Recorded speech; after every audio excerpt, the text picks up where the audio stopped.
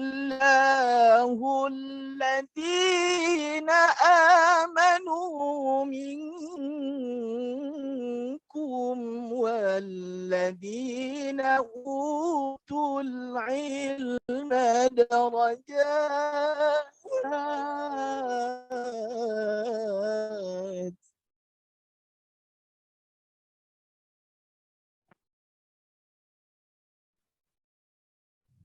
والله بما تعملون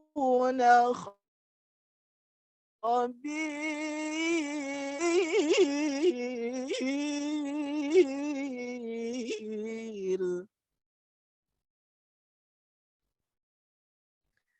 يرفع الله الذين آمنوا منكم والذين أوتوا العلم درجات.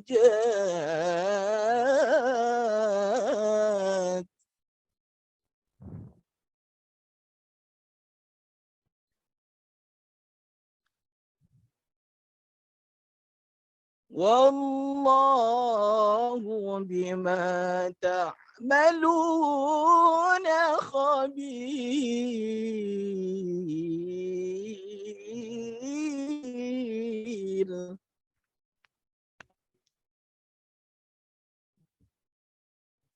والله بما تعملون خبير.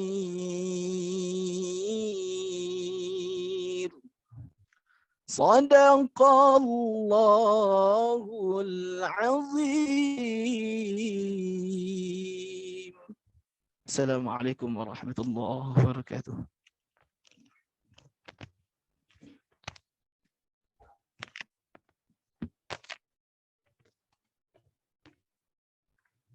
Sadaqallahul Azim, sadaqahu Rasulul Karim. Alhamdulillah kami ucapkan terima kasih kepada Saudara Juwaida Fajri atas pembacaan ayat surah Al-Qur'annya. Semoga menambah himmah kita kembali dalam menuntut ilmu, terkhusus di acara webinar kali ini. Baik, kami lanjutkan ke tangga acara yang ketiga, sambutan dari Ketua PPI Yaman, Al-Ustadz Alfian Jihadi LC. Waktu dan tempat kami persilakan.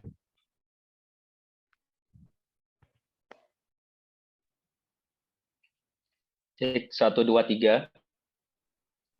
Cek 1 2 3. Bismillahirrahmanirrahim. Bismillahirrahmanirrahim. Assalamualaikum warahmatullahi wabarakatuh.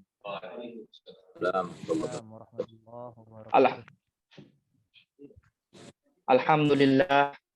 Alhamdulillahirabbil alamin wassalatu wassalamu ala asyrafil mursalin sayyidina wa maulana Muhammadin wa ala alihi wa sahbihi ajma'in. Allahumma salli ala Sayyidina Muhammad wa ala ali Sayyidina Muhammad, amma ba'du.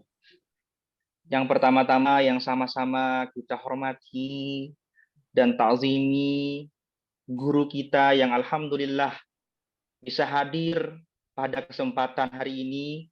Kalau di Yaman saat ini adalah jam 4 sore, kemungkinan di Indonesia sekitar pukul 8 malam. Yang di guru kita Ad-Doktor Al-Habib Muhammad Segaf Baharun MHI, yang kami mewakili dari segenap pelajar Indonesia di Yaman sangat bersyukur dan berterima kasih atas kehadiran guru kita ini, karena beliau alhamdulillah selalu membimbing kita yang ada di Yaman, terkhusus dari rekan-rekan Persatuan Pelajar Indonesia di Yaman, karena beliau telah berkali-kali mengisi kegiatan-kegiatan yang diselenggarakan oleh Persatuan Pelajar Indonesia, dan semoga Allah Subhanahu wa taala melimpahkan kesehatan, keafiatan kepada beliau sehingga terus bisa membimbing kita pada saat ini. Amin ya rabbal alamin. Kemudian yang sama-sama kami hormati juga para majelis permusyawaratan anggota atau MPA yang berkesempatan hadir pada sore atau malam hari ini. Kemudian yang kami hormati juga para ketua umum PPI wilayah baik yang ada di wilayah Hadramaut dan wilayah Mukalla.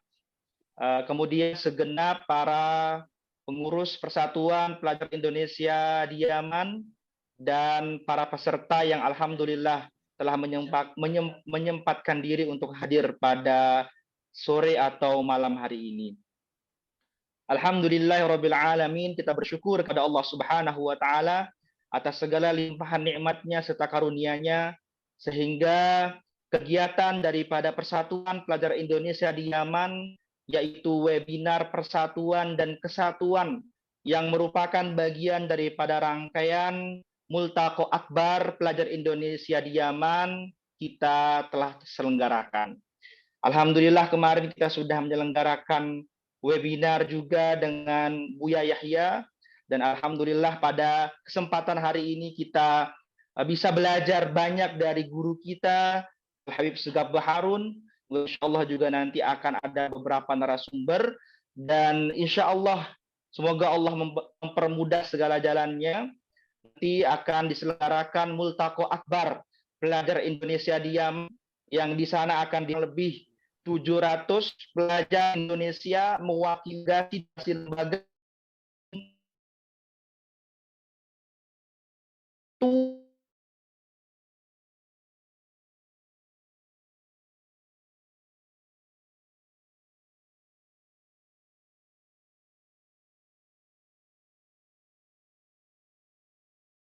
kesatuan ini yang tadi telah kami sampaikan merupakan bagian daripada rangkaian Multaqo Akbar Pelajar Indonesia di Yaman, yang mana tema besar yang kami usung untuk Multaqo pada tahun ini adalah mengokohkan ikatan menjaga persatuan.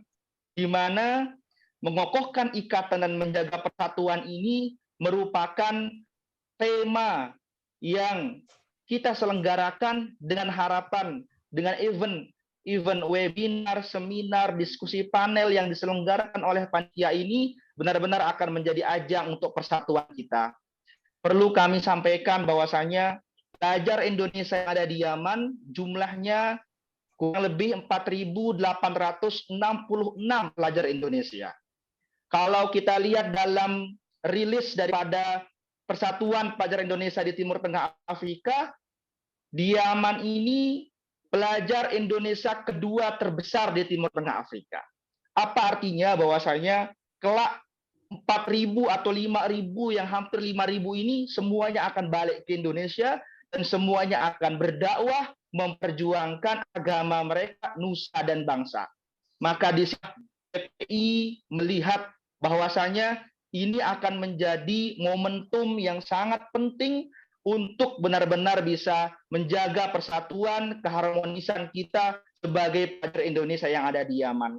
Maka ini harapan kami, sehingga pada webinar kesempatan ini kami meminta kepada guru kami yang alhamdulillah berkesempatan hadir pada malam hari ini untuk memberikan kami motivasi, terlebih dengan tema menjaga keharmonisan bernegara dalam bingkai ukhuwah Islamiyah dan ukhuwah wataniyah.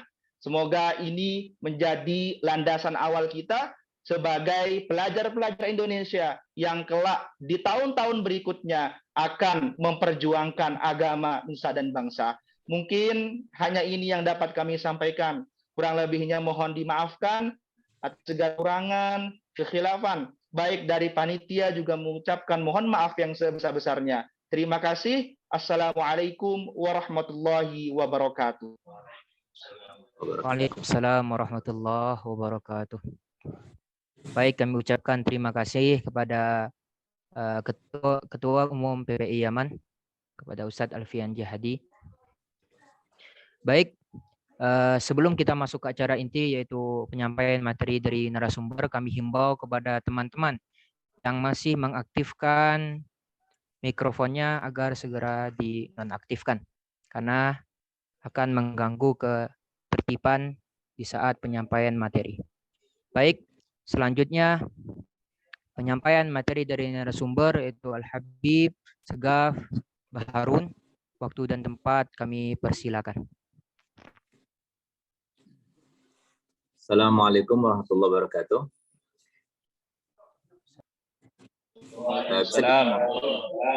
Waalaikumsalam. Suaranya cukup jelas? akhwani? Jelas Ustaz. Alhamdulillah. Alhamdulillahirabbil alamin, wassalatu wassalamu ala asyrafil anbiya wal mursalin sayyidina wa habibina wa syafi'ina wa nuri qulubina Muhammad habibi rabbil alamin wa imamil ghurril muhajjalin wa ala alihi wa sahbihi ajmain. Subhanaka la ilma lana illa ma 'allamtana innaka antal alimul hakim. Rabbi shrah li sadri wa yassir li amri wahlul 'uqdatam min lisani yafqahu qawli, amma ba'du. Yang saya hormati, saya muliakan Ketua PPI Yaman dan juga semua rekan-rekan dan saudara kami serta anak-anak kami, putra-putra kami dan putri-putri kami yang belajar di Yaman, yang kami selalu doakan semoga antum berhasil di dalam mengemban amanah sehingga antum semuanya seperti yang diharapkan oleh Nabi SAW sebagai seorang dai yang munzir sekaligus mubasyir, yang da'iyan ilallah biiznihi sirajan munir, insyaallah, sebagaimana hal itu menjadi sifat daripada dakwah Nabi kita Muhammad SAW. Dan alhamdulillah segala puji syukur kehadirat Allah SWT. Saya sangat gembira sekali walaupun dari mulai semenjak pagi kami hadir daurah bersama Habib Hashim Al-Hamid menemani beliau di Pondok Putri. Kemudian kami mengajar sampai siang, lalu setelah siang kami berangkat menuju Roha dan baru saja kembali dari Roha. Perjalanan karena agak macet ya, karena banyak yang hadir tahun ini luar biasa, membludak. Tapi alhamdulillah itu semuanya hilang, rasa penat, rasa payah semuanya hilang karena melihat antum-antum yang begitu antusias di dalam menambah keilmuan, pengetahuan dan juga wawasan tentunya. Dan kami berharap antum-antum semuanya sebagai rijal mustaqbal yang penuh dengan inovasi di dalam dakwah, yang penuh dengan terobosan-terobosan yang baru yang bisa antum buat semuanya. Karena antum harus ketahui bahwasanya kubu yang ada dari semenjak Nabi Allah Adam alaihissalam beserta umatnya sampai sekarang ini cuma ada 2 kubu. Walaupun cawapres kita yang akan datang itu ada 3, tetap saja kubunya cepat 2. Nah, maka 2 kubu inilah yang menjadikan kita ini harus membuat webinar, seminar, dan sebagainya. Karena memang kalau kita hitung-hitung secara ilmiah, kita ini kalah jauh dengan setan. Di mana setan itu yang memberikan, bukan webinar ya, seperti semacam diklat itu setiap hari mereka buat diklat. Bagaimana cara mengelabui para pelajar, bagaimana cara mengelabui para ulama, bagaimana cara mengelabui para pengusaha, bagaimana cara mengelabui para pejabat, itu semuanya didiklatkan. Dan subhanallah, yang membuat diklat itu adalah makhluk Allah yang paling pintar yang ada sekarang ini. Kalau kita bersumpah bahwasannya yang paling pintar daripada makhluk Allah yang masih ada sekarang ini adalah iblis, kita tidak melanggar sumpah kita. Karena memang iblis itu adalah makhluk Allah yang sangat luar biasa keilmuannya. Kita yang masih hidup, yang sekarang ini yang ada, yang masih hidup, belum tentu bisa mengalahkan keilmuannya. Kalau kita mau tahu pengalamannya sudah pernah menjerumuskan sebanyak 313 Rasul, berusaha membisiki ya, berusaha memperosokkan ke dalam kesalahan, walaupun mereka tidak berdosa para Rasul, dan 124.000 Nabi, serta seluruh umatnya. Kita ini umat yang terakhir, sehingga kita ini menjadi permainan yang mudah bagi mereka. Itu pun mereka masih melakukan diklat setiap hari. Nah, kalau kita tidak mempersiapkan diri dengan webinar, seminar, dan penambahan wawasan serta pengetahuan, berbagi pengalaman dan sebagainya, maka kubu ini akan menjadi lemah. Walaupun kita mau punya kekuatan Allah dan keikhlasan, insya Allah kita akan memenangi perseteruan ini dan pertarungan ini, tapi kita harus berusaha untuk mempersenjatai kita. Dan itu semuanya merupakan sebuah kesempatan untuk kita semuanya. Karena Rasulullah SAW selalu menyampaikan hadisnya, dan hadisnya itu sesuai dengan tema yang sekarang ini kita buat. Supaya kita paham, jangan sampai kita itu pendek pengetahuan atau salah persepsi, gagal paham di dalam memahami masyarakat yang akan menjadi sasaran dakwah kita. Karena masyarakat yang akan menjadi sasaran dakwah kita itu adalah trilogi yang selalu dieratkan, selalu didengung-dengungkan, selalu dibesar-besarkan, selalu dijaga-jagakan, dan dijargo-jargokan oleh NU sebagai lembaga Nahdlatul Ulama, yaitu ormas Islam terbesar di dunia, di mana ukhuwah Islamiyah, ukhuwah wataniyah, dan ukhuwah basyariyah atau insaniyah itu adalah suatu kelaziman yang harus kita jaga. Dan yang demikian itu adalah landasannya dalam Al-Quran maupun dalam hadis. Allah SWT bukan cuma sekali dalam satu ayat atau beberapa ayat, tapi bahkan puluhan, bahkan ratusan. Allah Ta'ala mengawali ayatnya itu dengan ya ayuhan nas. Tidak dikatakan ya ayuhal ladzina amanu, tapi ya ayuhan nas. Karena memang mereka itu adalah sasaran dakwah kita. Mereka itu adalah sasaran dakwah Nabi SAW. Sehingga kita harus tahu masyarakat sasaran dakwah kita itu siapa. Mereka semua para pejabat, beragam budayanya, beragam rasnya, beragam agamanya, mereka semua para pengusaha, mereka semua para orang awam. Bukan hanya sasaran dakwah kita ini adalah orang desa atau para santri dan santriwati saja yang jumlahnya itu ternyata setelah diteliti cuma 15% saja di Indonesia ini. Lalu 80% bukan sasaran dakwah kita. Mereka bukan umatnya Nabi kita Muhammad.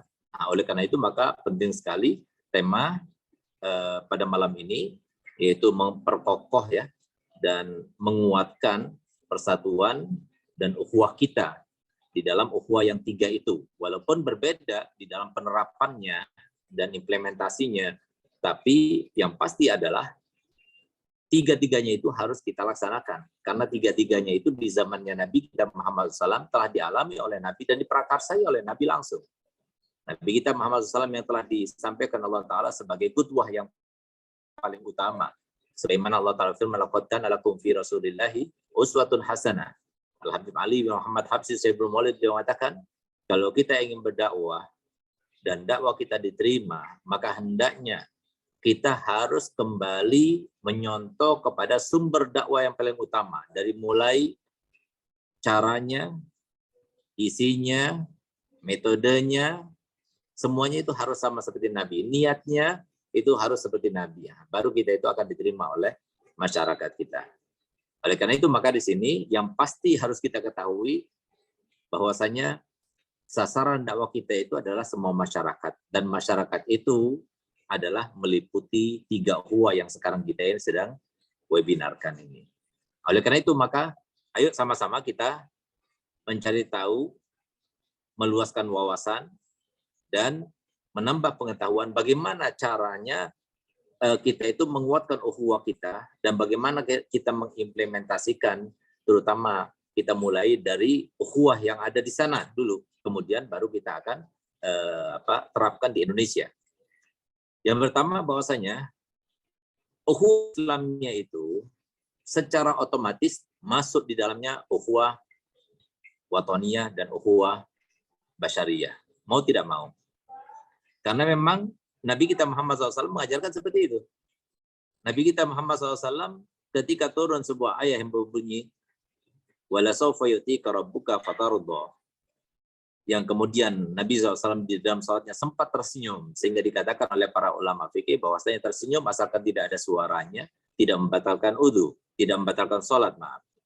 Nah itu kenapa Nabi SAW tersenyum? Karena datang malaikat Jibril kepada Nabi SAW dan beliau mengatakan bahwasanya tidak ada satupun daripada umatmu yang akan masuk neraka. Sehingga Nabi SAW gembira, bahagia. Akan tapi siapa umatnya Nabi Muhammad? Nah, tentunya umatnya Muhammad yang beriman kepada Allah dan Rasulnya SAW. Di saat itulah ketika turun ayat itu, maka Nabi SAW bersabda, wallahi inilah arda wahidan min ummati finnar. Demi Allah, aku tidak ridho satu saja daripada umatku berada di dalam neraka. Sekarang banyak di antara kita yang mohon maaf, terlalu pendek dan terlalu cetek ya persepsi tentang dakwahnya, sehingga disangkanya sasaran dakwah kita ini adalah kaum muslimin saja, nggak sampai meluas kepada mereka saudara kita yang sesama manusia ini, yang tentunya mereka itu adalah saudara kita karena kita ini adalah sama-sama cucu Nabi Adam. Mereka adalah saudara kita, sedangkan mereka berbeda agama, mereka berbeda kelakuan, mereka termasuk fasik dan sebagainya, itu kan karena terkontaminasi oleh kubu kedua itu yaitu setan itu, karena kubu dari dulu sampai sekarang nggak berubah, yaitu kubunya Nabi Muhammad dan kubunya para nabi dan rasul serta kubunya iblis. Itu yang jelas dari mulai dahulu sampai sekarang dua kubu ini yang terus berseteru dengan politiknya, dengan dunianya, dengan apapun yang mereka bisa lakukan, mereka lakukan. Bahkan Allah Ta'ala sudah menjelaskan dalam Al-Quran, A'udzubillahi minasyaitonirrajim, Bismillahirrahmanirrahim, Innama yuridu syaitanu an yuqi'a bainakumul adawata wal baghdha. Sesungguhnya, innama itu al-hasr.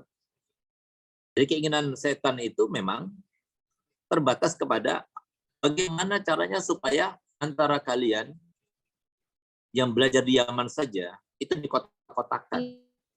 Yang belajar di Yaman saja, itu mereka itu masuk bagaimana caranya supaya kalian tuh merasa bahwasanya guru kalian tuh lebih daripada guru yang lainnya. Sehingga belajar dengan guru kita, itu yang terbaik, itu yang terhebat, itu yang pasti berhasil dan sebagainya. Ini adalah sesuatu tipuan yang sengaja dimasuki dan disusupi oleh setan semacam itu. Karena tidak pernah diajarkan oleh Nabi SAW. Semuanya saudara kita. Alhamdulillah kami setiap kali membawakan khutbah dan juga berdakwah di mana-mana, kami selalu sebutkan guru-guru kami. Alhamdulillah guru kami adalah Abu Yasin Muhammad Maliki, Al-Habib Zain bin Ibrahim bin Smith, begitu pula Habib Salim Syatiri, Habib Umar bin Hafid, Abu Bakar bin Ali Masyhur.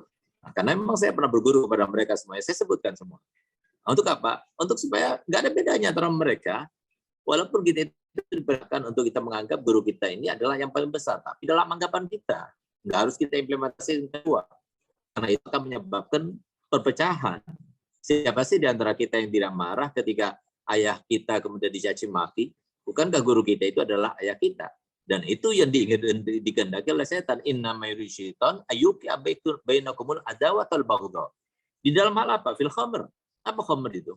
Apakah khamr itu artinya cuma minuman keras dan bir serta narkoba? Tidak. Tapi khamr itu ada sesuatu yang memabukkan.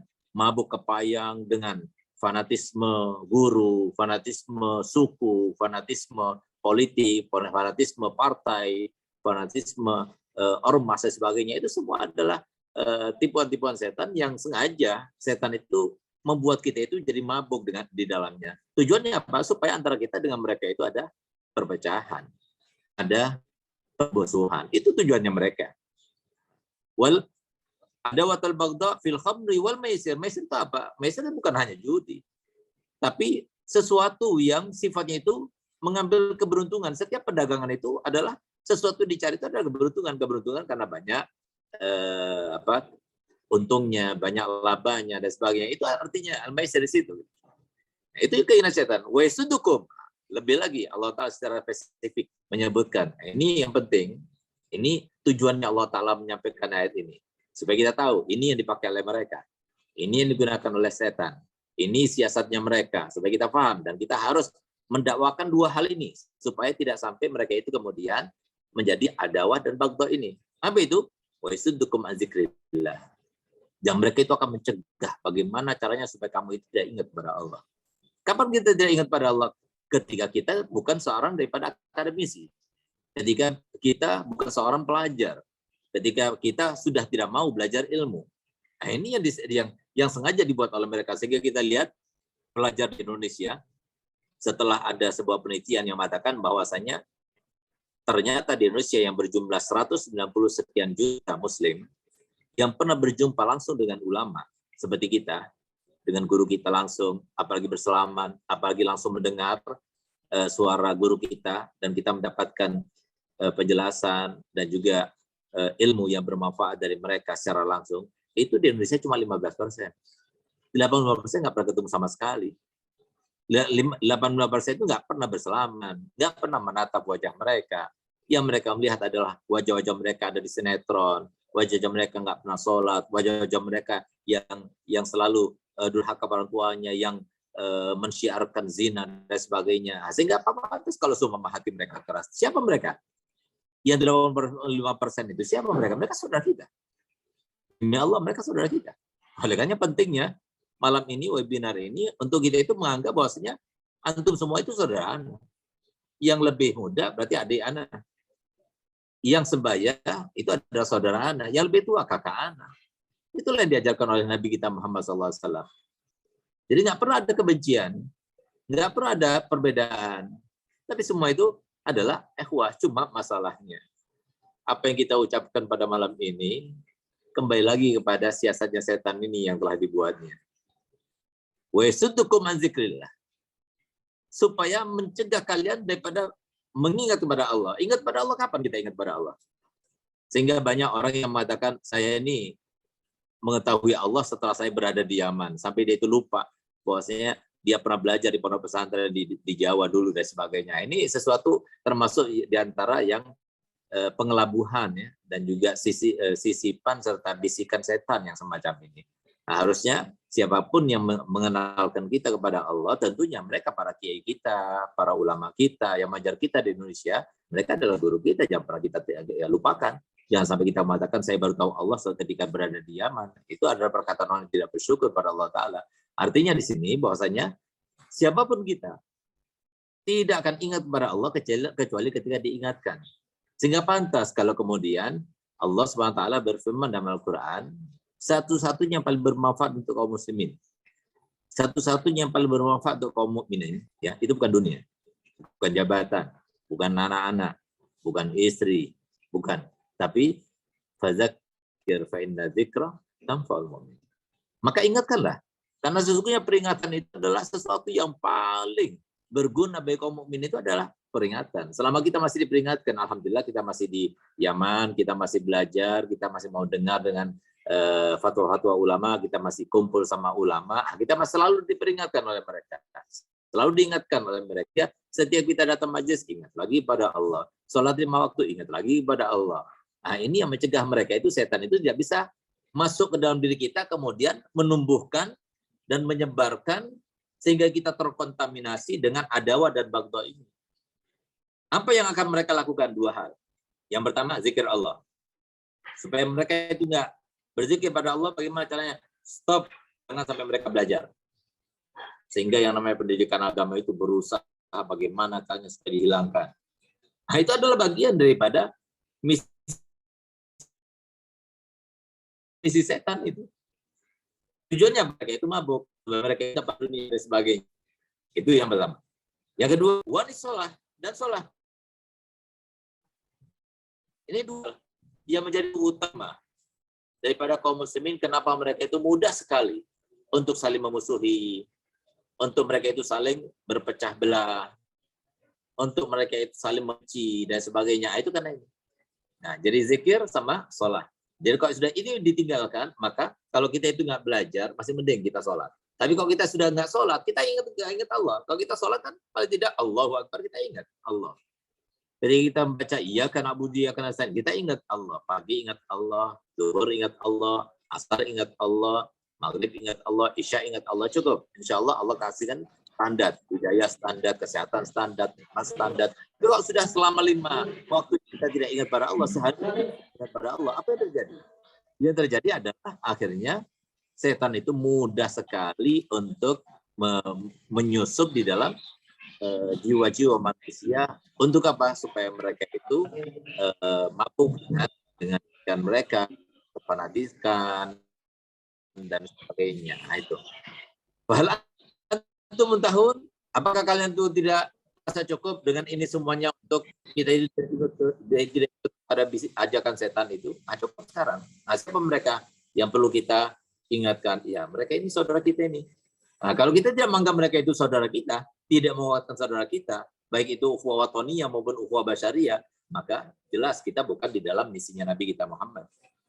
Misinya Nabi kita Muhammad adalah mengislamkan seluruh orang dunia, seluruh manusia dunia. Kenapa? Setelah kita menguatkan keimanan dan ketakwaan saudara kita sesama Muslim, maka kemudian kita kuatkan juga keimanan dan ketakwaan, serta kita Islamkan juga mereka yang berada di dalam persaudaraan sesama bangsa kita, ya di Indonesia terutama, karena mereka yang paling berhak untuk kita. Sebagaimana dikatakan, awwalu ma yuhramu min barakatil alim ahlu wa waladu. Kenapa dikatakan demikian? Karena setan tidak akan membiarkan. Setan akan berusaha untuk orang yang dekat kepada kita itu, dia tidak akan mendapatkan manfaat dari kita. Sehingga kita ditampakkan kejelekannya, ditampakkan basyariahnya, sehingga mereka itu menjauh dari kita. Itu penting. Jadi jangan sampai kita lupakan. Bahkan kita mohon maaf, kadang-kadang kita di Jawa atau di luar negeri itu, kalau kita bertemu dengan sesama orang Indonesia, bukannya kita senang, malah kita itu menghindar. Nah, ini salah satu contoh. Lihat bagaimana setan itu menyusup dalam diri manusia. Nah, itu penting. Nah, kemudian semua orang di dunia harus kita bukan cuma membuat pamflet-pamflet, ya, foto-foto yang kita isi dengan nasihat-nasihat dan sebagainya dengan bahasa Indonesia, kita tulis juga dalam bahasa Inggris. Karena kita nggak tahu. Karena yang kita lakukan itu untuk supaya misi dan visi Nabi kita Muhammad SAW benar-benar terlaksana di dunia ini adalah wa ma alaina illa balag. Kita tidak punya tugas daripada Allah SWT dengan ilmu yang telah dibebankan dan diberikan amanat kepada kita, kecuali menyampaikan saja. Urusan hidayah bukan urusan kita, itu urusan Allah. Yang penting sampaikan. Balik. Kita ini cuma sebagai mubalik. Kita bukan sebagai seorang al-hadi. Tidak. Al-hadi wallah. Bahkan Nabi SAW, selevel Nabi saja, beliau telah diingatkan Allah Ta'ala, innaka la tahdi man ahbabta walakinnallaha yahdi may yasha. Engkau Muhammad tidak bisa memberikan hidayah kepada orang lain yang kau cintai, tapi hanya Allah yang bisa memberikan hidayah itu. Nah, jadi Nabi seperti itu, apalagi kita. Oleh karenanya ada satu faedah yang mungkin sangat berguna buat antum semuanya, ya. Bagaimana caranya berdakwah itu, sebagaimana hal itu diajarkan oleh saya punya Habib Hasan Baharun, dan itu sangat-sangat berguna bagi kami. Apa itu?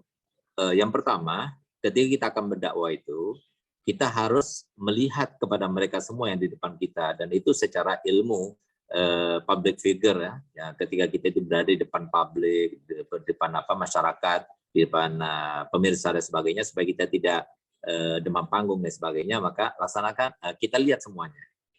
Itu di awal mula. Nah, tapi kita lihat semuanya dari mulai A sampai Z, dari mulai kanan sampai ujung kiri, dengan 3 penglihatan, tapi beda rasa. Yang pertama, kita lihat dari awal sampai akhir. Untuk apa? Untuk memastikan yang ini lebih baik dari saya, yang ini lebih baik dari saya, yang itu lebih baik dari saya. Terus semuanya sampai ke sana. Waktu kita baca alhamdulillah, ya, Muqaddimah, atau sebelumnya kita itu berpidato, kita lihat semuanya dari ujung sampai ujung. Kita pastikan bahwasanya mereka semua lebih baik dari kita. Itu yang pertama. Yang kedua, kita lihat lagi dari ujung sampai ujung. Untuk apa? Untuk kita meminta dan mohon kepada Allah.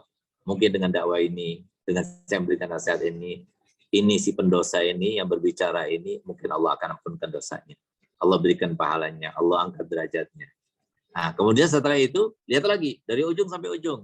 Untuk apa? Meminta pada Allah, Allah berikan hidayah kepada saya dan kepada mereka semua.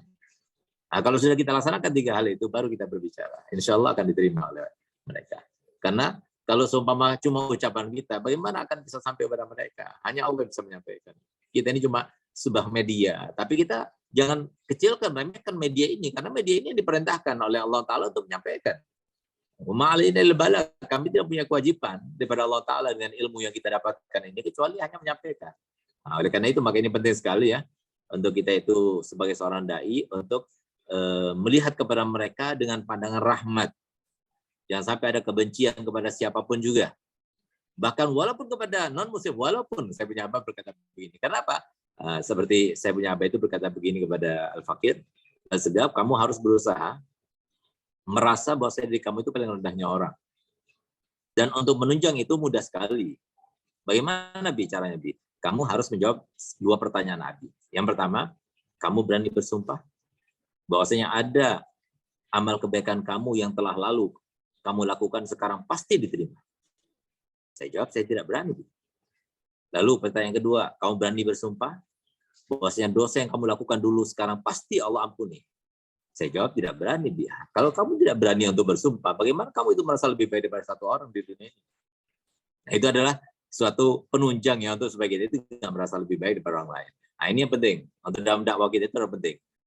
Mohon maaf, jadi kenapa kita itu menganggap ini bukan saudara saya, yang ini saudara saya, yang itu saudara saya, kenapa, dan sebagainya. Nah, itu mohon maaf, yang semacam ini adalah karena kita merasa lebih baik daripada orang lain. Selama kita itu merasa lebih baik dari orang lain, susah untuk kita itu menganggap orang lain itu saudara kita. Persaudaraan ini bisa kita mulai dan bina dari semenjak antum berada di Yaman.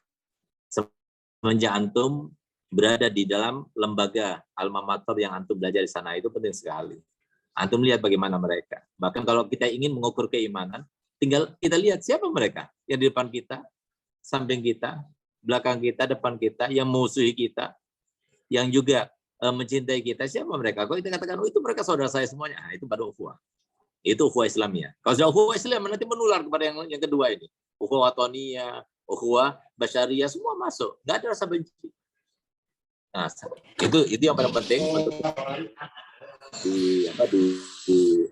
di dalam diri kita sebelum kita itu pulang itu nanti. Kemudian Allah sudah memberikan cara untuk merajut ukhuwah itu ya dengan 4 hal. Yang pertama dengan ta'aruf tentunya. Nah, seperti ini sekarang alhamdulillah saya bisa kenal dengan antum-antum semuanya dan antum bisa kenal saya. Nah, itu melalui ta'aruf ini walaupun melalui webinar. Kita diperintahkan untuk saling ta'aruf. Bahkan di antara tujuan kita itu belajar, mujahad dan sebagainya itu ada ta'aruf. Sehingga Imam Ghazali mengatakan demikian, hidup itu berkumpul dengan manusia itu cuma salah satu daripada 2. Yang pertama kalau kita sudah siap, ya, maka silakan kumpul sama manusia, itu lebih baik. Yang kedua, ketika kita sudah tidak siap dan kita memastikan diri kita tidak siap untuk kumpul sama mereka, maka lebih baik uzlah. Nah, ini ujung-ujungnya ukhuwah juga. Nah, kenapa? Karena kalau semua kita tidak siap kemudian kita masuk ke dalam ukhuwah, akhirnya yang terjadi bukan ukhuwah, tapi tafriqah. Yang ada itu adalah al-adawa wal baghdha. Karena apa? Dia belum siap untuk husnudzon terus kepada sesama, akhirnya suudzon terus. Dia belum siap untuk mencintai, akhirnya membenci. Bahaya itu kepada kita. Itu tidak diajarkan dalam Islam. Karena Islam itu sifatnya rahmatan lil alamin, bukan hanya lil muslimin, tapi lil alamin. Makhluk juga, nabati juga, hewani juga, semuanya. Itu Islam itu telah menyentuh pada semuanya. Itu ajaran kita. Nah, oleh karena itu maka di sini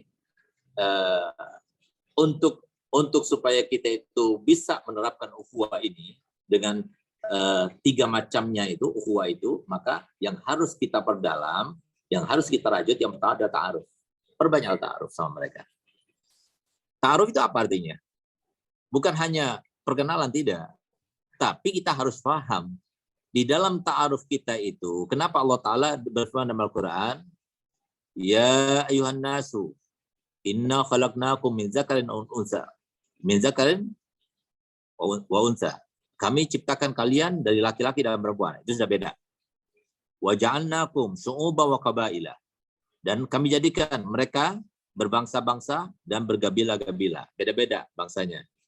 Ini semua unsur-unsur ini semuanya. Laki perempuan beda wataknya.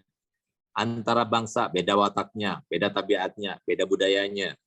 Wa qabaila, qabilah antara qabilah saja juga beda juga budayanya dan sebagainya.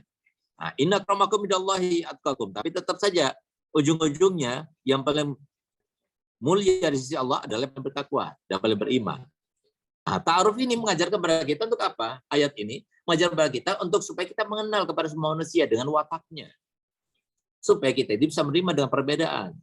Satu saudara saja yang berjumlah 5 orang, ya, atau 7 orang, atau kurang dari itu, atau lebih daripada itu kadang-kadang nggak ada kecocokan sesama di antara mereka sesama saudara, apalagi dengan orang lain. Sehingga mau nggak mau di dalam diri kita itu harus kita tanamkan. Di dalam ta'aruf itu kita harus siap untuk menerima dengan perbedaan. Apalagi perbedaan itu di dalam hal-hal yang bukan sifatnya itu bukan prinsip. Jadi kenapa kok perbedaan semacam itu kemudian kita jadikan permasalahan? Mohon maaf, antum sendiri kalau melihat ya, ini bagus atau itu tidak bagus, itu beda-beda. Atau kalau antum belum kawin, nanti antum melihat misalnya perempuan yang akan antum kawini, antum katakan, oh ini tidak cantik seperti yang saya lihat dulu. Yang ini kurang cantik. Tapi yang sekarang ini yang cantik dan sebagainya. Tapi menurut antum cantik, menurut saya belum tentu cantik. Lain orang lain bedanya, lain seleranya. Kan beda selera itu. Lain belalang, lain rumput, lain belalangnya. Lain ladang, lain seleranya. Nah, itu kan seperti itu kan. Nah, oleh karena itu maka di dalam ta'aruf itu harus kita pahami. Jadi Allah menciptakan manusia itu, begitu pula semua ciptaannya, dan begitu pula keadaannya, semuanya dengan konsep yang sama. Tidak ada berbeda. Itu harus tanamkan dalam pengetahuan kita. Apa itu? Allah menciptakan semuanya dengan keadilannya. Kalau tidak, maka Allah tidak adil. Allah sudah menyatakan dirinya, sifatnya adalah al-adil. Apa itu?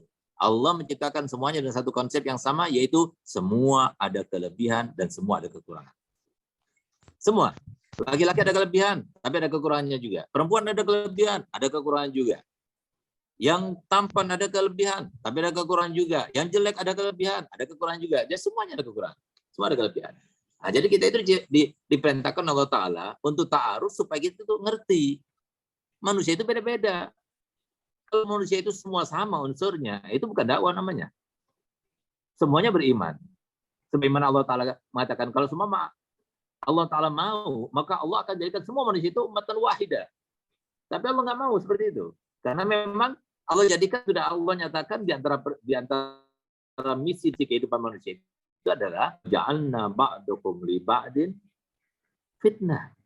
Atas birun, aku jadikan antara kamu dengan yang lain itu adalah fitnah. Untuk apa? Supaya kalian itu diketahui mana yang sabar, mana yang tidak sabar. Semua itu kan galamullah. Semua itu sunatullah. Sehingga siapa di antara kita yang mau mendoakan non-muslim itu supaya masuk Islam? Siapa di antara kita yang mau mendoakan orang yang fasik yang berdosa itu supaya mereka itu bertaubat? Bukan malah kita itu mendoakan yang tidak baik. Lihat bagaimana filsafat dakwahnya Nabi kita Muhammad SAW. Filsafat dakwah Nabi kita Muhammad SAW itu adalah, kalau kita mau melihat, lihatlah kepada doanya Nabi. Ya Allah, berikanlah hidayah kepada kaumku. Ketika sudah dipaksa oleh malaikat Jibril untuk mendoakan yang tidak baik kepada umatnya, yang ada makin gerak, malaikat Jibril melihat orang yang telah itu ditimpuki,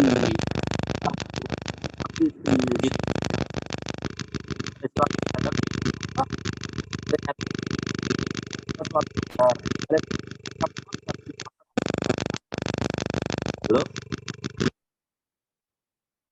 jelas ya? Halo, jelas, Akhwani? Saudari, suara saya kedengar ya? Terdengar Habib, jelas. Ya. Terdengar Habib, terdengar.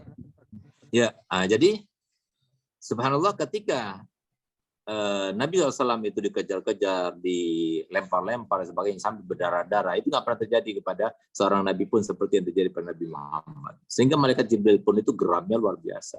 Dipaksalah Nabi Muhammad untuk berdoa yang tidak baik kepada ahli Taif. Tapi lihat apa kata Nabi Muhammad SAW. Allahumma fir gami. Dalam riwayat yang lainnya, Allah mahdi gami. Fainahum la ya'lamun. Kalau mereka tahu aku nabinya, nggak mungkin mereka akan melakukan itu. Jadi masalahnya itu cuma mereka nggak tahu.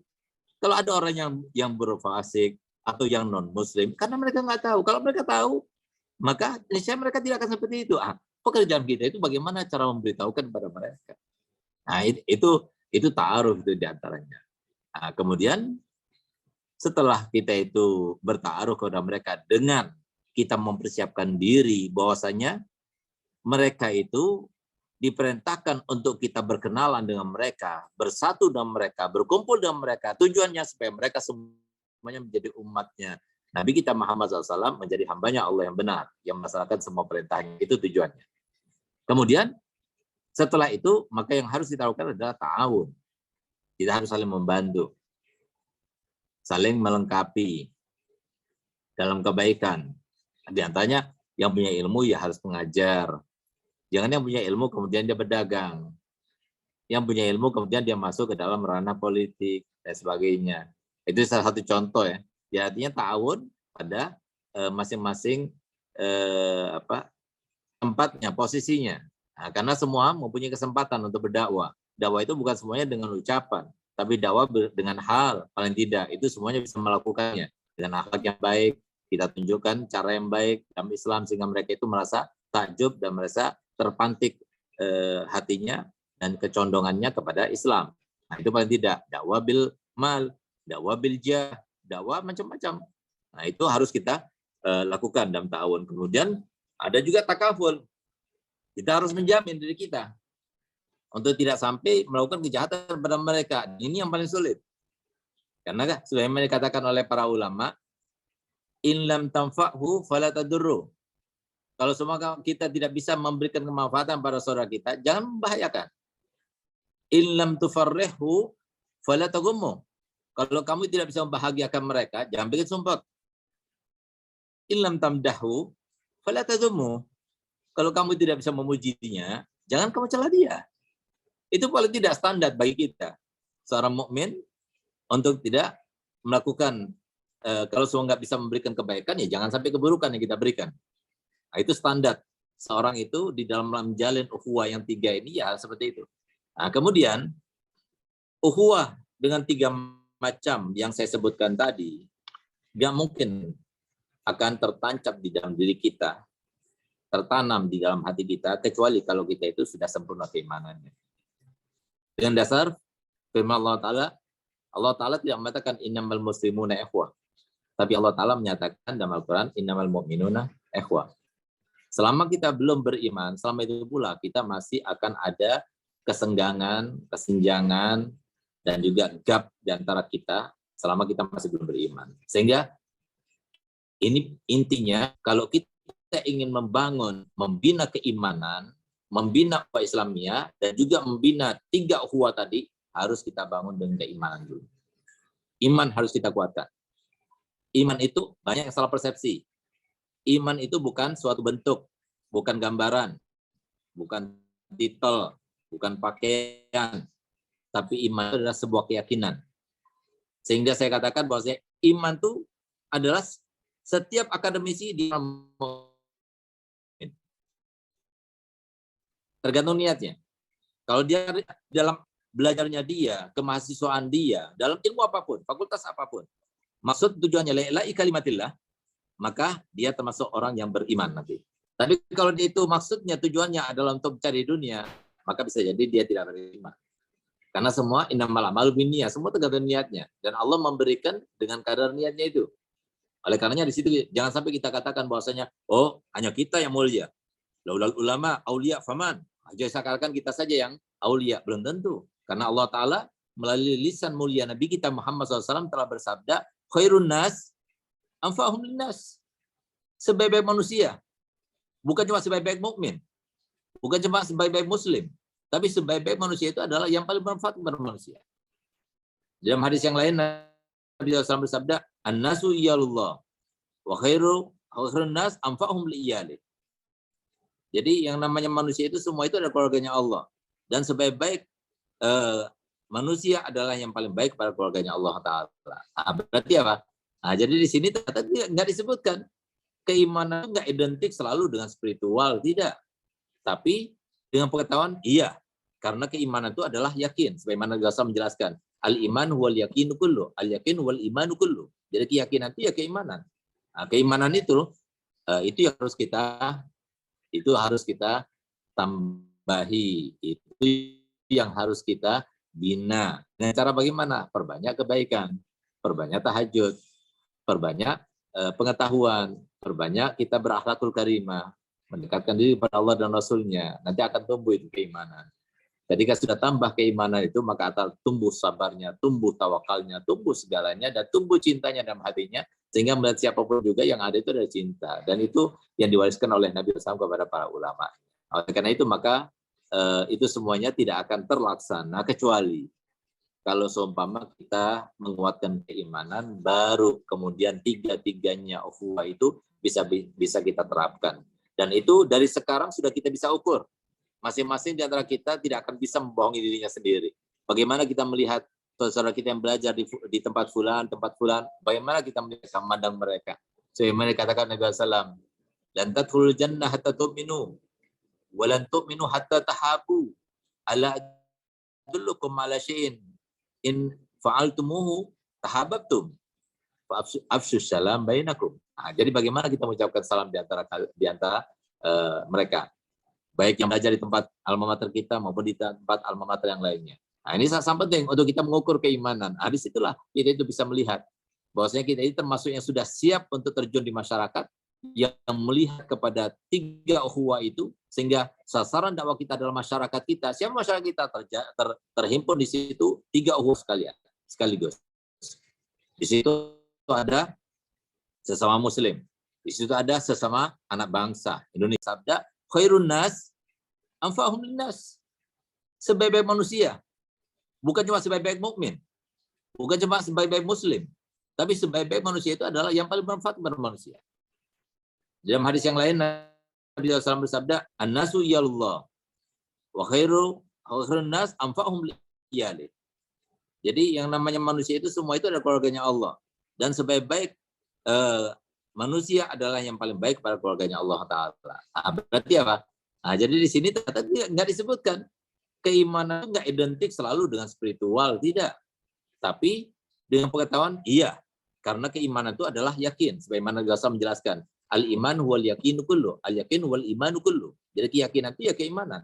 Nah, keimanan itu yang harus kita tambahi, itu yang harus kita bina. Dengan cara bagaimana? Perbanyak kebaikan, perbanyak tahajud, perbanyak pengetahuan, perbanyak kita berakhlakul karimah, mendekatkan diri kepada Allah dan Rasulnya. Nanti akan tumbuh itu keimanan. Ketika sudah tambah keimanan itu, maka akan tumbuh sabarnya, tumbuh tawakalnya, tumbuh segalanya, dan tumbuh cintanya dalam hatinya, sehingga melihat siapapun juga yang ada itu adalah cinta. Dan itu yang diwariskan oleh Nabi SAW kepada para ulama. Oleh karena itu, maka itu semuanya tidak akan terlaksana, kecuali kalau seumpama kita menguatkan keimanan, baru kemudian tiga-tiganya ukhuwah itu bisa kita terapkan. Dan itu dari sekarang sudah kita bisa ukur. Masing-masing di antara kita tidak akan bisa membohongi dirinya sendiri. Bagaimana kita melihat saudara kita yang belajar di tempat fulan, bagaimana kita melihat memandang mereka.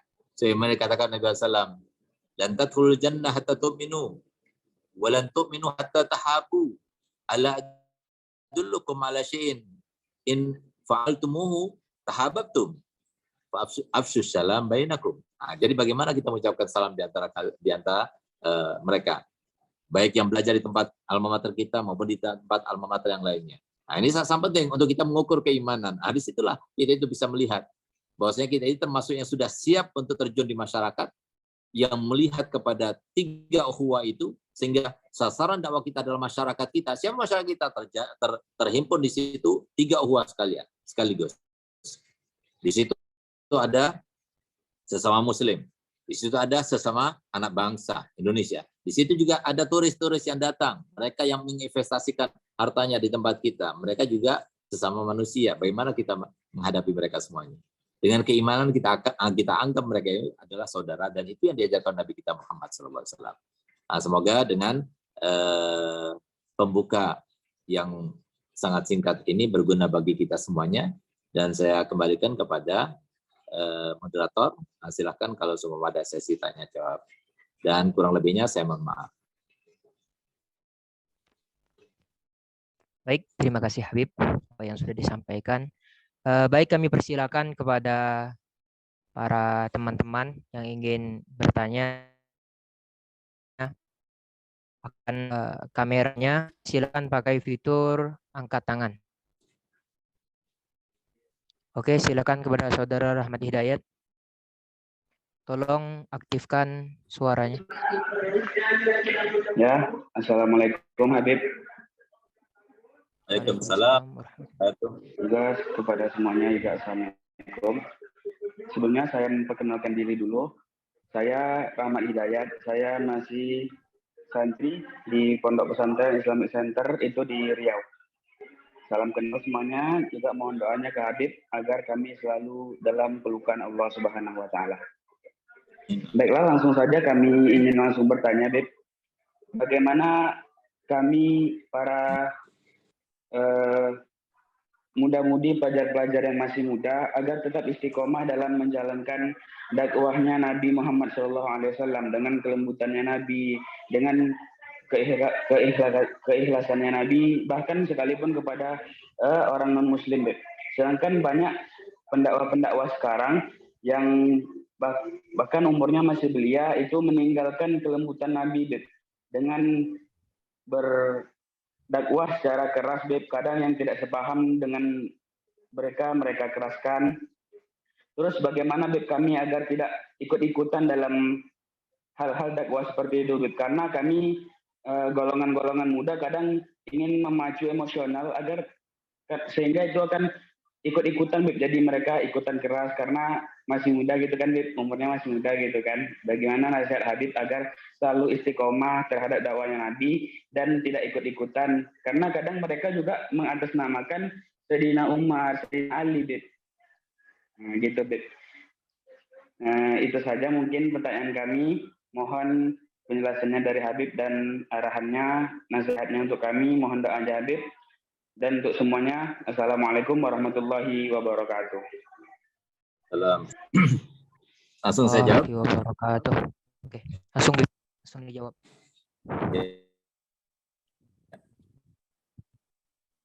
Terima kasih ya dari sosok kita yang lainnya. Sekali pertanyaannya. Jadi begini emang.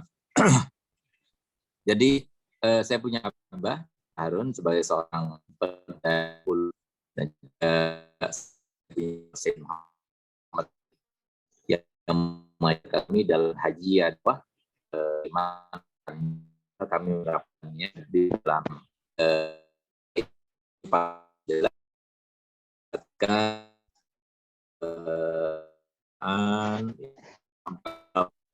itu semuanya takut dan sebagainya tidak. Nah, jadi di antara manhaj dakwah yang diajarkan oleh saya punya abah dan saya punya guru itu adalah jangan pernah sebut orang, jangan pernah sebut golongan, jangan pernah kita melawan pemerintah. Itu yang diajarkan oleh saya punya abah. Sehingga alhamdulillah sekarang ini yang zaman semua serba digital lah, insya Allah kita ini termasuk yang selamat ya. Digital kita, walaupun kemarin sempat kami disebutlah oleh sebagian mereka yang menganggap saya salah di dalam cara dakwah kita dengan melakukan yang keterkinian, dan termasuk di antara manhaj dakwah kita nggak mau berbicara dengan hal yang keterkinian karena sudah banyak yang sudah membahas, nggak perlu kita bahas lagi karena Nabi menjelaskan itu dalam hadisnya min husni mar itarkuhum alayani. Nah, sehingga saya yang dakwah dengan cara semacam itu pun kemudian dipotong-potong dakwah kami itu, khutbah kami, kemudian diambil yang menurut mereka itu bagus, kemudian dimunculkan dan sebagainya. Sehingga kemudian bergejolaklah di masyarakat Indonesia yang terutama dari kalangan alumni dakwah.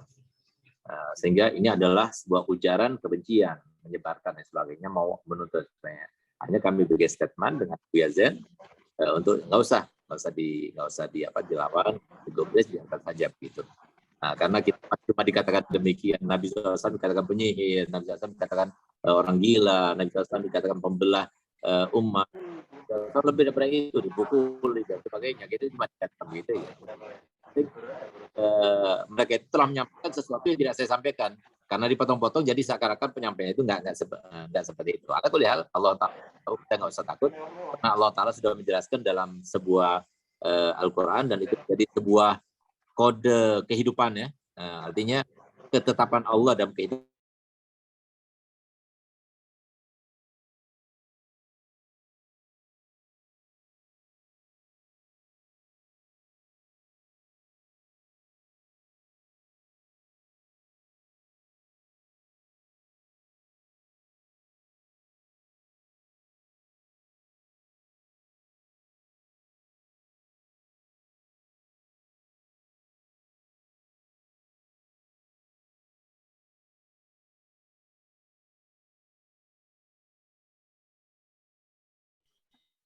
Sehingga tetap harus ada macam itu. Cuma kita ini menyikapinya tatkala ada ilmu luas wawasan, maka kita langsung memvonis. Nah, oleh karenanya ini penting sekali untuk diketahui ikhwani ya.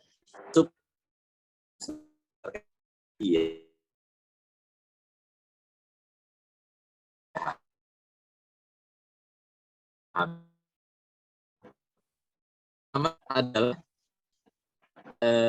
kepada semua yang kita berinteraksi dengannya. Jangan sudon. Mereka katakan oleh Hasan Abdullah Al-Akbar, Al-Idrus Al-Akbar, beliau katakan, khuslatan laisa fawqa masyi wa khuslatan laisa dunahu masyi. Husnudzon billah wa husnudzon bi ibadillah. Dan khuslatan laisa fawqa masyi laisa dunahu masyi, sudzon billah wa sudzon bi ibadillah.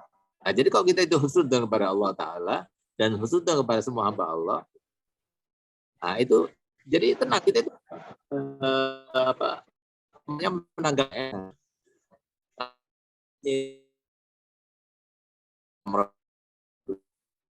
maka tidak berarti saya itu membela dan sebagainya. Tidak. Tapi harus ada semacam itu. Jadi kita dalam hidup itu harus menerima dengan kebinekaan itu harus menerima. Karena itu banyak manusia tersebut. Seumpama karena namanya setan, Allah Ta'ala sendiri mengatakan Muhammad Rasulullah walladzina ma'hu asyiddau al-kufar ruhama'u bainahum. Kenapa Allah Ta'ala mensifati semacam itu? Berarti kan suatu waktu diperlukan kekerasan itu gitu. Ketegasan itu. Cuma tinggal kekerasan itu pada tempatnya atau tidak. Itu saja. Nah, jadi kalau kekerasan itu antum pada tempatnya silahkan, antum tiru. Tapi kalau bukan pada tempatnya jangan ditiru. Karena dia bukan Nabi Muhammad. Kalau Nabi Muhammad silahkan semuanya ditiru. Tapi kalau selain Nabi Muhammad, maka ambil yang baik, yang nggak baik jangan diambil. Tapi jangan dibicarakan. Kenapa dikatakan bahwa yang membicarakan ulama itu termasuk ghibah dan dosa besar? Karena masyarakat yang mencintai mereka, dia ada pendukungnya. Kalau kita jelek-jelekkan, mau nggak mau, akhirnya betul lagi seperti kata setan tadi, inna syaitan yuridu ayyuqi'a bainakumul adawat wal baghdha, terus lagi. Janganlah itu sudah mengurusi semacam itu. Cukup, nggak usah kita ini kan, ambil hikmahnya saja, ambil hikmahnya. Karena mohon maaf, nggak ada satu ucapan pun yang terucap, tidak ada satu tindakan pun yang tertindak kecuali dengan kehendak Allah. Nggak ada seseorang itu yang berkehendak dengan sedihnya tanpa kehendak Allah, nggak ada. Tapi adanya kehendak Allah itu ujian buat kita. Sasarannya siapa? Kita. Saya sasarannya. Kita yang mau diangkat derajat, kita mau dihapuskan dosanya, kita yang akan dapat pahalanya. Nah, jadi harus kita meresponnya yang baik. Gitu. Nah, sedangkan untuk supaya kita itu tetap berada dan istiqomah dalam jalan yang benar, maka mungkin bolehlah kita katakan bahwasanya cara yang terbaik itu adalah cara yang diterapkan oleh Nabi kita Muhammad dan anak cucunya. Kenapa Nabi SAW mengatakan masalu ahli baiti kama sali safinatinu man raqib naja wa man lam yarkab warik wa. Nah, jadi itu saja. Jadi insyaallah ketika fitnah itu sudah dahsyat seperti sekarang ini, cari habaib yang lemah lembut, ya ikuti ajaran kakek moyangnya dan sebagainya. Kalau semua ada habaib yang misalnya nggak seperti yang kakeknya, jangan langsung kita sudon, karena bisa jadi dia itu diperintah oleh Nabi SAW. Kita gitu. Di balik itu apa? Itu semuanya dengan kehendak Allah. Nggak ada yang begitu saja terjadi. Itu ada sesuatu yang suatu hikmah yang Allah siratkan di dalam ini. Sampai yang kalau semua tidak salah, menurut kita doakan. Tapi kalau seumpama kita melihat benar, ya kita ikuti. Kalau yang nggak benar, kita jangan ikuti. Tapi jangan sampai kita omongkan. Karena kita omongkan mereka punya masyarakat. Masyarakat siapa? Saudara kita juga, kaum muslimin. Gitu. Kan eman kan. Gitu. Jangan sampai mereka itu akhirnya jadi membenci juga gurunya. Ilmunya nggak manfaat. Kalau ilmunya nggak manfaat, setan lagi yang masuk. Nah, jadi kita itu harus melihatnya itu seperti itu. Jadi kita harus terang. Yang dakwah itu adalah seni, merayu. Bagaimana cara memperkuat kubunya Nabi kita Muhammad SAW. Nah, jadi sudahlah yang tidak perlu untuk kita itu bicarakan, yang tidak ada faedahnya untuk kita dan sebagainya kita tinggalkan. Itulah maksudnya Nabi SAW min husni Islam mar'i tarku ma la ya'ni. Dan jadi kalau saya sering ditanya sama masyarakat, ya gimana tanggapan antum tentang Habib Fulan, Kiai Fulan dan sebagainya. Saya katakan wallah minta maaf banget. Ana ini bukan kapasitasnya sebagai penilai gitu. Kenapa? Kapasitas saya ini masih jauh daripada mereka. Nah, ya, cuma yang saya pahami, ya mungkin saja dia melakukan itu seperti karena perintah Nabi. Kan nggak ada mustahil. Kalau Nabi mereka gimana? Kita nggak mustahil itu kan yang semacam itu. Sudah, kita sudah begitu, selesai sudah. Jadi kalau minta tanggapan, ya minta tanggapan saya. Karena saya ini orang yang paling rendah di muka bumi. Sehingga kalau saya menilai, kapasitas saya bukan untuk menilai. Mereka itu orang-orang luar biasa. Nah, saya katakan begitu. Nah, jadi cuma saya berikan gambaran kalau seumpama dia itu melakukan itu seperti yang dilakukan oleh Nabi Khidir dengan Nabi Musa itu gimana. Kan bisa saja kemungkinan seperti itu. Udah, lebih baik kita ambil. Kalau kamu cocok, ambil. Nggak cocok, sudah tinggalkan. Dan doakan. Itu saja. Mungkin seperti itu, akhwan. Insyaallah, terima kasih Adi penjelasannya. Mohon doa juga untuk kami Bib agar selalu istiqomah di jalan Nabi Muhammad SAW. Assalamualaikum warahmatullahi wabarakatuh.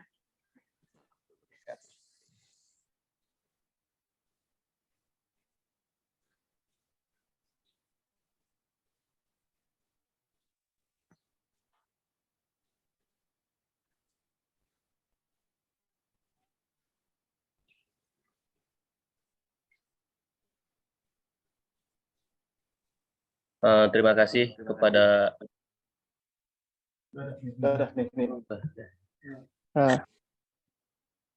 Cek, Pon Habib, tadi ada kendala. Ya. Baik, kami lanjutkan pertanyaannya dari Saudari Inayah Sagof.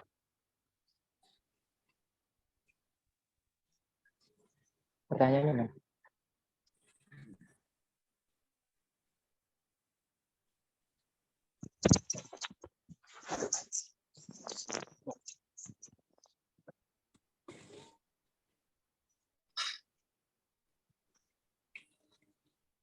Alhamdulillah. Assalamualaikum Habib. Waalaikumsalam warahmatullahi wabarakatuh. Ya marhaba. Apa kabar? Saya dari Palembang Habib. Ya marhaba. Salam sehat bila berkat doakum. Alhamdulillah sehat. Senang bisa silaturahim online. Alhamdulillah.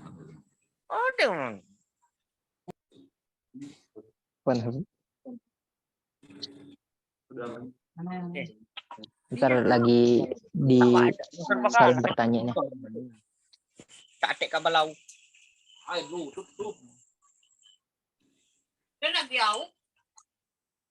Tak ada.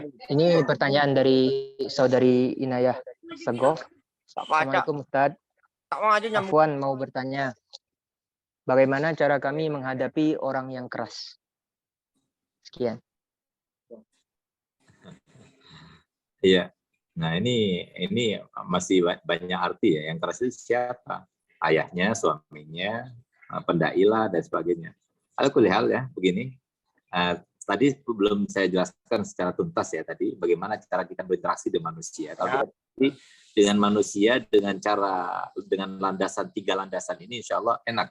Kita nggak akan berdosa dengan orang, dengan manusia. Yang pertama adalah seruntuhan tadi. Yang kedua apa? Yang kedua itu adalah kita anggap semua interaksi kita dengan mereka semuanya dengan berbagai macam afiliasi, budaya, ras dan juga ideologi dan sebagainya itu adalah sya'nullah. Nggak ada yang bukan sya'nullah. Semua sya'nullah. Jadi semua itu didikte oleh Allah Ta'ala. Jadi nggak ada yang serba kebetulan itu nggak ada. Di sisi Allah, di mata Allah itu nggak ada kebetulan. Mungkin di mata kita itu adalah kebetulan, tapi di mata Allah nggak ada kebetulan, sudah direncanakan. Jauh sebelumnya, fil azal sudah direncanakan itu. Sehingga kalau kita sudah tahu itu adalah sya'nullah, maka kita harus paham tujuannya Allah Ta'ala dengan sya'nu itu adalah sasarannya kita ini. Kita mau diangkat derajatnya, kita mau dihapuskan dosanya, kita mau diberikan pahalanya. Tidak ada yang keempat, ada 3 itu cuma. Apa kita nggak mau diangkat derajatnya, dihapuskan dosanya, diberikan pahalanya? Tentunya kita mau. Gitu. Nah, oleh karena itu, maka kalau kita melandasi dengan cara seperti itu, enak hidup ini. Gitu. Nah, jadi kita menghadapi orang yang keras. Bagaimana caranya? Kita laksanakan 3. Yang ketiga. Apa yang ketiga? Kata Nabi Muhammad SAW, senjata kita terkait dengan interaksi kita dengan manusia cuma 3. Kalau kita terapkan ini 3 hal ini, dan senjata yang 3 ini, yang ketiga, ya kita hadapi mereka semuanya dengan 3 hal. Yang pertama apa? Bertakwalah kepada Allah. Jadi intinya kehidupannya adalah takwa kepada Allah. Ketika kita takwa kepada Allah, jangan takut terjadi sesuatu. Yang membuat kita risau, yang bikin kita galau, bikin kita sengsara, nggak bakal terjadi. Coba kita lihat di dalam sejarah Nabi. Kenapa Nabi kita Muhammad SAW, ketika beliau melihat pertama kali malaikat Jibril yang duduk di atas kursi. Sehingga Pak, ketika melihatnya dalam keadaan ketakutan luar biasa, wajahnya menyeramkan, besar dan sebagainya, sehingga dia itu berlari ke rumahnya Sayyidah Khadijah dalam keadaan keringat dingin keluar dari dahinya. Begitu sampai ke rumahnya, Nabi SAW berkata kepada Sayyidah Khadijah, Zamiluni, Zamiluni, Dastiruni, Dasturuni, sehingga turunlah ya Yuhan Zamil itu. Ketika sudah diselimuti oleh Sayyidah Khadijah, apa kata Sayyidah Khadijah yang pada saat itu menenangkan? Jadi ya Muhammad, nggak akan terjadi sesuatu yang akan menyengsarakanmu. Kamu jangan khawatir, karena engkau adalah seorang yang beriman kepada Allah. Engkau adalah seorang yang menghormati tetangga. Engkau adalah seorang yang menyambung silaturahmi. Engkau adalah seorang yang selalu menghutangi siapa yang membutuhkan. Engkau selalu memberikan kepada mereka yang memerlukan dan sebagainya. Nah, itu disebutkan itu semua sifat-sifat orang bertakwa. Sehingga apa? Kalau sudah orang itu bertakwa kepada Allah Ta'ala, jangan takut. Kalaupun ada sesuatu yang terjadi, yang kelihatannya itu tidak baik, itu akan menikmatinya, merasakan. Nah, jadi Nabi kita Muhammad SAW begitu mendapatkan nasihat daripada Sayyidah Khadijah, masukan daripada Sayyidah Khadijah, maka dia merasa tenang. Dan memang itu yang terjadi. Jadi kalau seumpama ada satu orang di antara kita, apa sih bedanya antara orang yang soleh dengan orang yang toleh? Orang yang soleh dengan orang yang fasik. Sama-sama diuji. Orang soleh diuji, orang yang fasik diuji. Bedanya itu dalam responnya. Kalau orang yang soleh itu diuji oleh Allah Ta'ala, tapi ketika dia itu menjalani ujian itu dalam keadaan nikmat, dalam keadaan bahagia, karena dia tahu siapa yang menguji. Sehingga terjadi kepada mereka seperti yang dikatakan oleh Allah oleh sesama kita, Darbul Habib Zabib. Pukulan sang kekasih itu dianggap seperti rasanya itu seperti kismis, manis, enak rasanya. Karena apa? Dia tahu siapa yang membuat itu, Allah SWT. Yang tujuannya itu cuma 3 tadi. Nah, oleh karena itu maka itu yang pertama, beriman, bertakwa pada Allah. Yang kedua, adbi istayyi al-hasanah, tamhuha. Ketika ada satu orang yang tidak baik perilakunya kepada kita, keras, bentak-bentak, KDRT dan sebagainya misalnya, maka balaslah dengan kebaikan. Jangan dengan keburukan juga. Nggak ada habis-habisnya, terus itu akhirnya meningkat. Api nggak bisa dibalas dengan api. Api itu harus disiram dengan air, baru akan padam. Nah, itu yang diajarkan Nabi SAW. Adbi sayyal hasanah tamhuha. Jadi hasanat itu ketika sudah bertemu dengan sayyi'ah, maka fungsinya itu seperti fungsi air ketika disiramkan pada api. Sehingga Pak, padam. Karena kita harus menyayangi. Siapa yang marahi kita? Siapa yang bergejolak itu? Itu adalah saudara kita, itu istri kita, itu anak kita, itu orang tua kita. Masa kita akan meladeni sampai menjadikan dia itu akhirnya masuk neraka gara-gara kita? Paling tidak, sebagaimana dikatakan, kalau kita nggak bisa mengasih manfaat kepada dia, maka jangan bahayakan dia. Kalau kita itu sampai membantahnya, kemudian meladeninya, berarti kan kita bermadorah kepada dia. Itu bukan sifatnya orang mukmin. Nah, ini salah satu contoh. Nah, oleh karena itu maka adbi sayyal hasanah tamuha. Itu yang kedua. Yang ketiga, wa khaliqin nas. Nabi SAW mengatakan, sekali lagi, pahami betul-betul ya, cermati, ya renungkan, dan ini akan menambah keimanan dan ketakwaan kita. Wa khaliqin nas bi khuluqin hasan. Tidak dikatakan oleh Nabi wa khaliqil muslimin, wa khaliqil mu'minin, wa khaliqil maduriyin, khaliqil jawiyin, tidak, tapi wa khaliqin nas bi khuluqin hasan. Jadi berakhlak kepada semua manusia. Siapa manusia? Terkait dengan 3 ukhuwah tadi. Dengan akhlak yang baik. Kenapa? Akhlak yang baik ini menampakkan, menyampaikan apa yang dibawa oleh Nabi daripada misi dan visinya. Itu yang kita perlukan untuk kita terapkan di antara manusia. Nah, kalau kita sudah bisa menerapkan 3 hal ini, dan itu harus diasah oleh antum-antum semua di Yaman itu sebelum antum pulang. Jadi seperti yang kami lakukan ketika kami berada di Madinah, kami itu pernah ingin diangkat menjadi ketua daripada pelajar Indonesia dan sebagainya. Saya nggak mau. Bukan karena apa? Karena saya waktu itu sibuk mujahadah, sibuk belajar, sibuk mengikuti bagaimana tipikal daripada guru kami Habib Zain, Habib Salim Syati yang mengajar kami, Abu Yazid Muhammad Alwi Al-Maliki dan sebagainya. Kita sibuk dengan hal yang semacam itu. Nah, lain lagi kita mujahadah 1 tahun puasa daud, 1 tahun puasa dahar. Untuk apa? Untuk hanya menghilangkan sifat marah dan juga membersihkan hati kami. Karena itu adalah wasiat saya punya abah ketika memberangkatkan kami, diantar kami sampai ke pintu pesawat. Lalu kata saya punya abah, dan aku perintahkan kamu berangkat ke Madinah hanya untuk melaksanakan 2 hal. Yang pertama,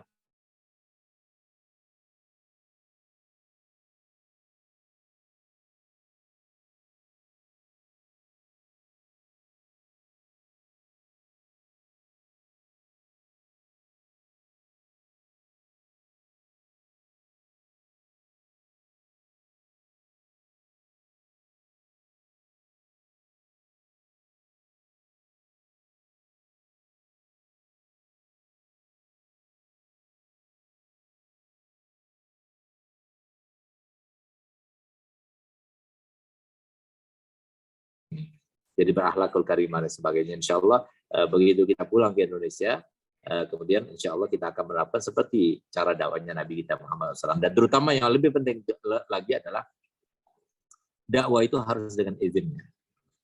Dan itu sifatnya Nabi SAW, wada'iyan ilallahi biiznihi, harus dengan izinnya. Nah, masalahnya kadang-kadang orang itu ketika berdakwah tanpa izinnya, maka yang terjadi itu adalah ya seperti itu, salah langkah, salah jalan, dengan cara yang tidak benar, dan sebagainya. Cari izin itu. Dari mana kita cari izin? Dari guru kita. Atau langsung daripada Nabi kita Muhammad SAW. Lihat bagaimana seperti contoh yang terbaik yang diceritakan oleh para ulama kita. Bahwasanya Imam Junaid radhiyallahu anhu Allah, dia imam Sayyidut Taifah, di mana beliau ketika diperintah menggantikan gurunya, dia menolak. Menolaknya bukan karena apa? Karena dia merasa belum siap. Selalu teriang-iang, kabura maqtan indallahi an taqulu ma la taf'alun. Aku tidak mau. Kemudian aku bertolak belakang dan apa yang aku larang kalian. Ternyata aku dulu yang melakukannya. Sungguh sangat besar dosanya. Orang yang memerintahkan sesuatu tapi dia melakukannya. Melarang sesuatu tapi dia menjalankannya. Memerintahkan sesuatu tapi dia tidak melakukannya. Aku takut seperti itu. Akhirnya subhanallah pada malam harinya dia tidur bermimpi Nabi Muhammad SAW. Hanya Nabi SAW mengatakannya. Galuhai Junaid, gantikan gurumu. Subhanallah. Pagi harinya datang kepada gurunya. Guru, siap nanti.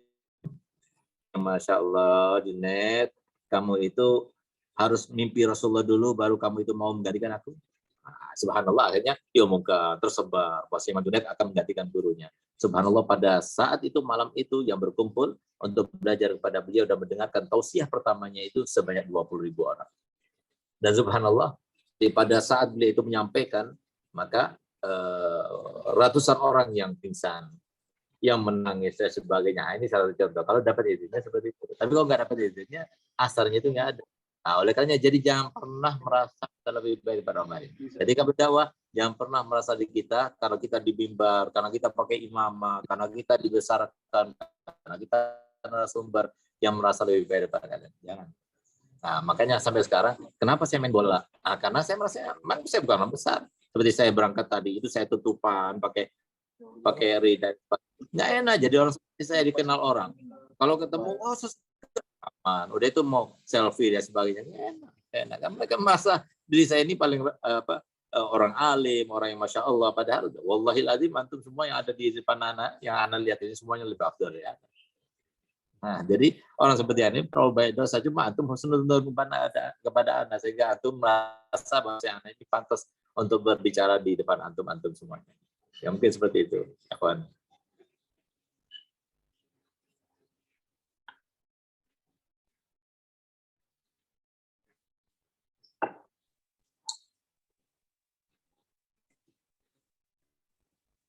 Alhamdulillah. Sebelumnya kami mohon maaf Habib karena banyak kendala di sini sinyalnya terutama.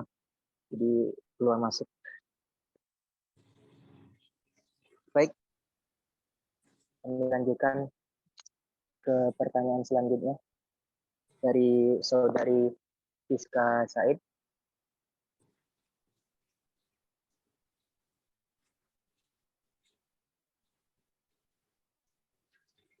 Assalamualaikum warahmatullahi wabarakatuh. Habib, Puan izin bertanya, bagaimana cara supaya mencintai Allah dan mengenal Allah lebih dekat? Puan Habib.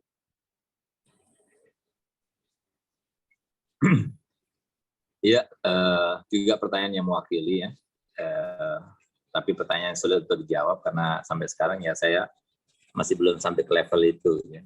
Nah, tapi memang ulama telah menjelaskan ya bahwasanya untuk kita itu sampai bisa mengetahui secara pasti dan secara yakin, hakul yakin dan sebagainya itu sangat mustahil ya. Nah, itu hanya bagi para nabi dan sebagainya. Kalau kita lihat di dalam tafsir, mereka para malaikat yang memang Allah ciptakan tanpa sekalipun bermaksiat, mereka itu diciptakan Allah Ta'ala bersujud sampai hari kiamat. Ada yang rukuk sampai hari kiamat, ada yang diam sampai hari kiamat. Tapi itu pun setelah mereka itu dibangkitkan kembali kelak nanti di pada mahsyar, ternyata mereka mengatakan, ya Rabb, ma'arafnaka haqqa ma'rifatik wa ma'abadnaka haqqa ibadatik. Jadi memang sulit dan memang menjadi inti daripada kehidupan ini adalah mengetahui Allah SWT. Ketika seorang itu mengetahui dengan kelembutan Allah dan semua yang Allah anugerahkan kepada para nabinya dan rasulnya itu sangat luar biasa, tersentuh. Nah, jadi sifat Allah SWT itu harus kita ketahui dan harus kita terapkan dalam kehidupan nyata ini. Sehingga pantas kalau Nabi kita Muhammad SAW memberikan wasiat kepada kita, irhamu man fil ardi yarhamukum man fis sama. Nah, jadi dengan kita itu merahmati sesama, mengasihi sesama, Maka yang akan kita dapatkan itu adalah rahmat Allah akan berikan kepada kita. Rahmat itu berupa hidayah, berupa wilayah, berupa karomah, dan sebagainya. Walaupun kita merasa tidak pantas untuk mendapatkannya, tapi hanya dengan cara seperti itu. Jadi untuk dia itu mengenal benar-benar akan jati diri Allah SWT, sehingga tidak begitu mencintainya, harus kita itu mendekat kepada orang yang tahu dengan Allah, dan harus kita itu banyak mendengar fatwa daripada mereka yang juga dekat kepada Allah, dan harus kita melazimi serta berkhidmat kepada mereka. Nanti kita akan mengetahuinya. Jadi segala sesuatu itu hendaknya kita gunakan semua senjata yang Allah berikan kepada kita untuk mencari tahu dengan hakikat Allah SWT dan sifat Allah SWT. Sehingga kita merasa benar-benar sesuai dengan apa yang disampaikan oleh Nabi kita Muhammad SAW. Kun fil khalqi ka'anla khalqah. Jadi jadilah kamu itu bersama makhluk. Yang ada itu adalah kita sama Allah. Dan memang itu yang terjadi. Mohon maaf, saya begini, itu karena Allah berkehendak. Saya pakai imamah karena Allah berkehendak. Yang ngasih ilmu saya sehingga saya bisa berbicara Allah. Jadi segala sesuatu yang Anda dapatkan semua karena Allah. Kita ini mau balas pakai apa gitu lah. Nah, jadi belum bisa kita membalasnya. Jadi syukur kita itu membutuhkan kepada syukur yang lainnya. Istighfar kita itu membutuhkan pada istighfar yang lainnya. Jadi kita ini terlalu banyak naibnya, kita terlalu banyak dosanya, kita terlalu banyak lalainya. Yang ada itu kita tidak bersyukur nikmat yang ada. Sehingga pantas kalau Allah Ta'ala dalam Al-Quran tidak mengadakan sedikit yang sholat, sedikit yang puasa, sedikit yang sedekah, sedikit yang berakal keluar tidak. Tapi yang dikatakan wa qali min ibadiyas syakur.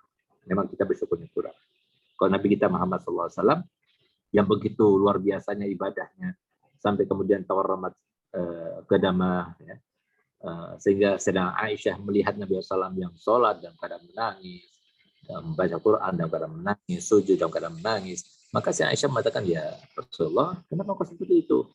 Engkau ada seorang Nabi yang diangkat setinggi-tingginya. Engkau adalah penghulu para Nabi, para Rasul. Engkau diampuni dosa-dosanya yang akan datang maupun yang lalu. Tapi engkau kenapa sampai seperti itu? Gitu? Tapi jawabannya Nabi SAW, afalah hibban aku na'ad dan syakur. Apakah aku tidak suka yang bersyukur? Jadi semua yang kita dapat belajar di Yaman itu nggak mungkin, itu Allah, itu nikmat yang besar. Antum masih punya orang tua, Allah yang berkehendak. Allah, antum punya fasilitas sehingga antum bisa berangkat ke Yaman, Allah yang berkehendak. Cuma Allah. Syukur kita bagaimana? Karena Allah Ta'ala untuk kita itu saling merahmati, tapi justru kita itu saling membenci. Kita kadang-kadang saling suudzon dan lain-lain. Ini kan salah satu contoh dan bagaimana kita tidak bersyukurnya pada Allah Subhanahu Wa Ta'ala. Oleh karena itu, ini benar sekali pertanyaan itu ya, bagaimana cara kita itu benar-benar mengenal Allah dan benar-benar kita itu dekat kepada Allah. Dan cukup suatu kemuliaan kalau sudah kita dekat kepada Allah adalah ma'iyah bersama Allah, itu luar biasa. Jadi kalau kita sudah merasa ma'iyah bersama Allah Ta'ala, nggak ada yang menakutkan kita. La tahawwa la tahzan innallaha ma'ana. Jadi kalau kita itu merasa begitu, nggak ada rasa takut lagi, nggak ada takut pada rezeki, nggak ada takut masa depan. Nah, karena kita itu punya Allah. Kata Imam Habib Ali Hafsi, galman Rabb ya Rabb. Kita punya Rabb ya Rabb. Jadi yang kurang itu juga kita itu belum mengetahui dengan sifat aslinya. Tapi yang kita ini masih terhijabkan dengan makhluk. Kita banyak melihat makhluk, kita berharap kepada makhluk. Sampai kholidnya itu telah kita lupakan. Hanya menghadapi orang tua yang begitu kebaikannya, sebatas itu kebaikannya. Apalagi satu orang yang baru kita kenal, karena kita itu memberikan uang kita sekian, menjamin kita sekian, dan sebagainya. Kemudian kadang-kadang kita itu sampai melupakan Allah. Padahal semua yang menggerakkan itu juga Allah. Menggerakkan orang tua kita Allah, berikan makan kita Allah, berikan nikmat kita Allah, berikan nikmat hidup kita juga Allah, berikan nikmat kita makan Allah. Alhamdulillah semua anggota badan bisa digunakan juga Allah, tapi syukurnya belum. Nah, itu yang harus kita tingkatkan ya sebenarnya. Ya, doakan semoga wakil ini bisa merasakan yang semacam itu. Dan semoga kita cepat merasakan sama-sama insya Allah. Alhamdulillah, syukron Habib. Mungkin pertanyaannya kami akhiri sampai di sini karena waktu sudah tidak memungkinkan. Jadi untuk teman-teman yang pertanyaannya